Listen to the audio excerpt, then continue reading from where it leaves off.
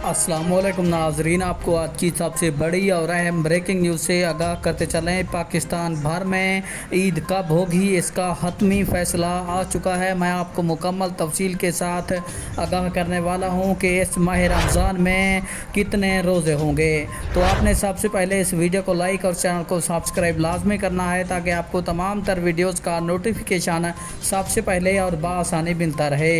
आपका कीमती वक्त ज़ाया किए बगैर बढ़ते हैं वीडियो की जानिब।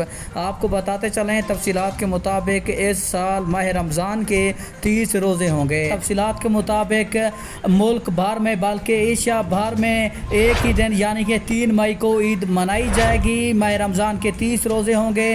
पाकिस्तान, इंडिया, नेपाल, श्रीलंका, बांग्लादेश, अफ़गानिस्तान, ईरान समेत एक ही दिन ईद मनाई जाएगी।